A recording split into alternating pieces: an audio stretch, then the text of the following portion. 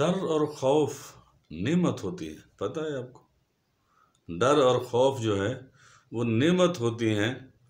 Exam میں فیل ہونے کا ڈر، بزنس میں نقصان ہونے کا ڈر، محبت میں ناکامی ہونے کا ڈر، رشتوں میں دراڑ پڑنے کا ڈر، رات کو چھت کے نیچے سوئے ہوئے ہیں، چھت کے گرنے کا ڈر، یہ سارے جو ڈر ہیں یہ اللہ کی نعمتیں بھی ہیں۔ آپ کہیں گے عجیب بات ہے حافظ صاحب کہ آپ کہتے ہیں کہ ڈر نعمت ہو، بھئی ڈر نعمت ہے تو اسی لیے اللہ تبارک و تعالی نے نبی کریم صلی اللہ تعالیٰ علیہ وآلہ وسلم کو بشیروں و نذیرہ، آپ نے خوشخبری سنانے والا بھی بنا کے بھیجا اور ڈرانے والا بھی بنا کے بھیجا کہ آپ لوگوں کو اللہ کی جہنم سے ڈرائیں اور جنت کی خوشخبری سنائیں۔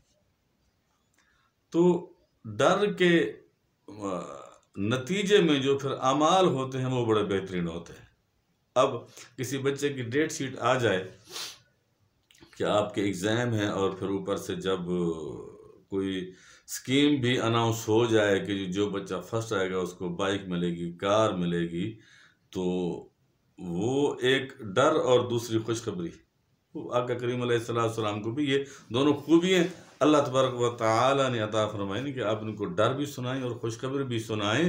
تو یہ ڈر اور خوشخبری، ڈر جو ہے جہنم کا ڈر جو ہے وہ پھر نیک اعمال کرنے کے اوپر بندے کو آمادہ کرتا ہے، اور خوشخبری جو ہے وہ پھر انعام پانے کی انسان کے اندر جو ہے وہ حس ہے، انسان کے اندر شوق پیدا ہوتا ہے کہ کامیابی کی خوشی اور ناکامی کا ڈر جو ہے یہ پھر بندے کو اعتدال پسندی کے اوپر لے آتا ہے کہ نہیں، مجھے ناکام نہیں ہونا، مجھے کامیاب ہو کے یہ چیزیں اللہ تبارک و تعالی سے لینی ہیں۔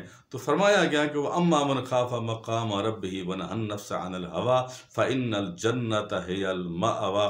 آپ نے دیکھا ہوگا اگر کسی ادارے میں نیا افسر آ رہا ہوتا ہے نا، اگر کسی ادارے میں کوئی نیا افسر آ رہا ہوتا ہے اور ایک کا تبادلہ ہو گیا، دوسرا آنے والا ہوتا ہے، تو آنے والے افسر کے متعلق آپ کے ذہن میں عجیب سکیچ ہوتا ہے، عجیب نقشہ ہوتا ہے، پتہ نہیں گالیاں دینے والا ہوگا، پیار کرنے والا ہوگا، ہماری فیور کرنے والا ہوگا، ہماری مخالفت کرنے والا ہوگا، 100 طرح کے سوال پیدا ہوتے ہیں۔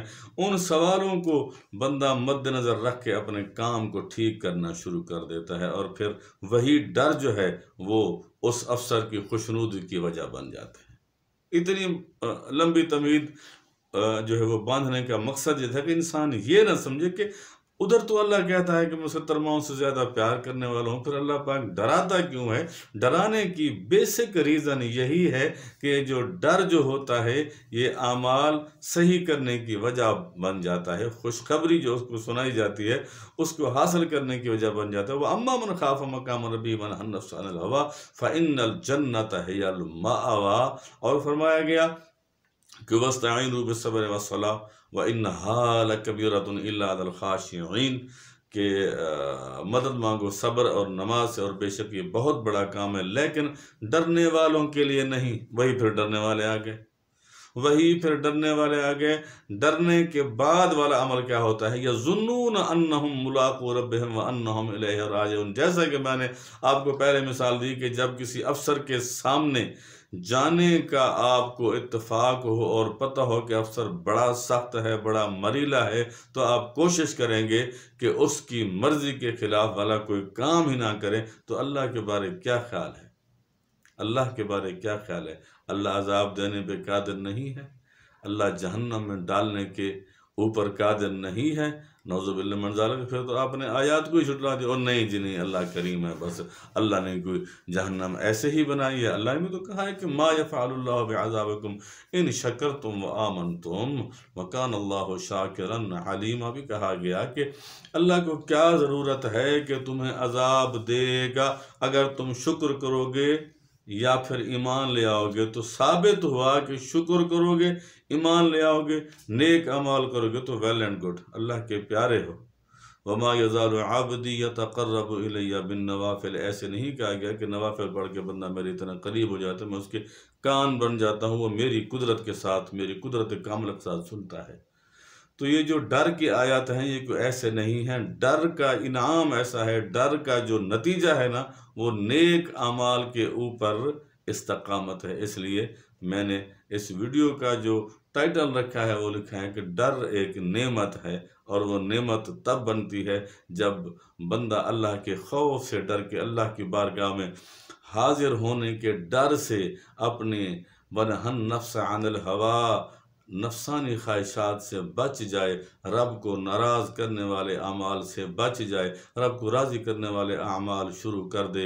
انعام کیا ملے گا؟ فَإِنَّ الْجَنَّةَ هِيَ الْمَأْوَىٰ، فَإِنَّ الْجَنَّةَ هِيَ الْمَأْوَىٰ، فرمایا کہ پھر اللہ تبارک و تعالیٰ سے جنت المأویٰ میں اعلیٰ مقام عطا فرمائے گا۔ وَنَهَا النَّفْسَ عَنِ الْهَوَىٰ، لیکن نفسانی خواہشات سے بچنے کے بعد، اللہ سے ڈرنے کے بعد، اللہ سے ڈر کے نیک اعمال اللہ کی بارگاہ میں پیش کرنے کے بعد اور اپنے حصے کا کام کر جانے کے بعد کہ میرے مولا کریم مجھ سے تو جو ہو سکتا تھا وہ میں نے کر لیا ہے، اب تیری ہی رحمت ہے، تو جانے تیرا کام جانے، پھر اللہ تبارک و تعالیٰ ان اللہ لا یضیع اجر المحسنین، اللہ فرماتا ہے میں تمہاری نیکیاں ضائع نہیں کرتا اور میں نیکوکاروں سے محبت فرماتا ہوں۔ اللہ تبارک و تعالیٰ ہمیں اپنی بارگاہ میں کھڑے ہونے سے ڈرنے کی توفیق عطا فرمائے، مطلب ڈر کے نیک اعمال کرنے کی توفیق عطا فرمائے، کیونکہ جنت مومنین کے لیے ہے اور مومنین جنت کے لیے ہے۔